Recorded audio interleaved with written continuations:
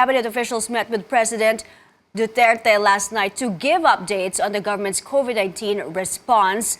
Let's get more details from our Trisha Terada, who joins us now on the phone. Trisha, what did vaccine czar Carlito Galvez report to the president after his trip from India?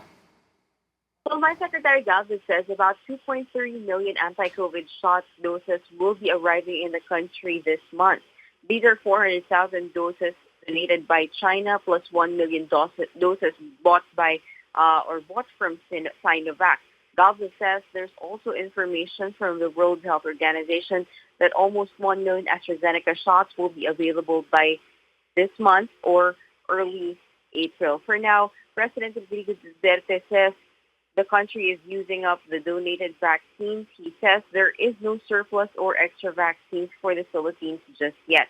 One of the concerns of the president, or one of the concerns that he raised, is the schedule of administration of the first and second shot. Officials resolved that the current AstraZeneca supplies may be used up as its recipients wait for the next batch, while Sinovac doses may be or must be administered after 28 days.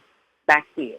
But Trisha, the cases are rapidly increasing. How did Health Secretary Francisco Duque explain this to the president? Well, the health department can't conclude yet if the new variant has anything to do with the spike, since the most common is still the Hong Kong lineage over the new variants.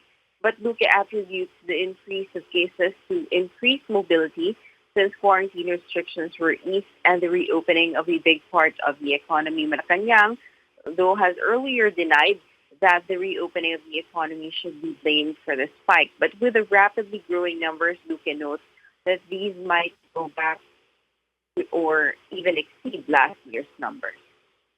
Kinakailangan ho talaga mahinto itong mga kasong ito at kung hindi po ay baka lumagpas pa tayo, mas mataas pa doon sa atin July-August peak of COVID cases. Kanya hindi kayat po natin ang lahat ng mga local government units na talagang paigtingin po nila ang lahat po ng mga gawain, ang kanila pong preventive interventions, ang kanila pong early detection by way of aggressive case finding, active case finding. Duque says the barangay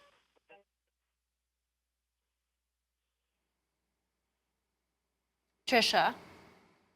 of infections. Yes, Mike? Trisha, I understand the president also wants to bring the vaccines straight to the communities. Tell us more about this.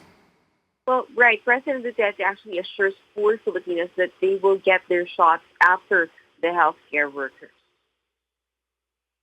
Do not despair. Kaya natin ito, COVID na ito.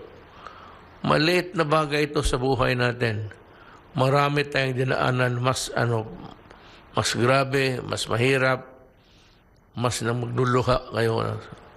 Saka, I know, lahat kayo, lalo na mga kababayan ko nandyan sa Escobadas area, lahat kayo, huwag kayong matakot at hindi ko kayo iwanan. The chief executive quizzed his officials about the possibility of bringing the vaccine straight to communities, but Duque explains it may be difficult to do this since there's an important system in place that will enable health workers to monitor vaccine recipients for any adverse effects. So instead, there will be vaccination sites, and Duque says there's already a rollout plan. The chief executive's main concern is he wants the vaccine to reach even those who have or those who do not have the means to go to the vaccination centers.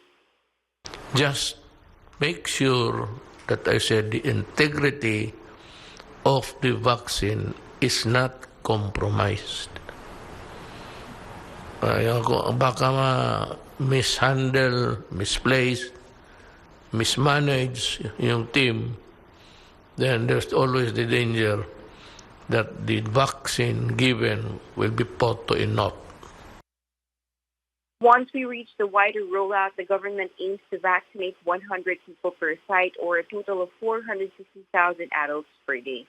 Back to you, Mai. Thank you. Trisha Tirada there reporting.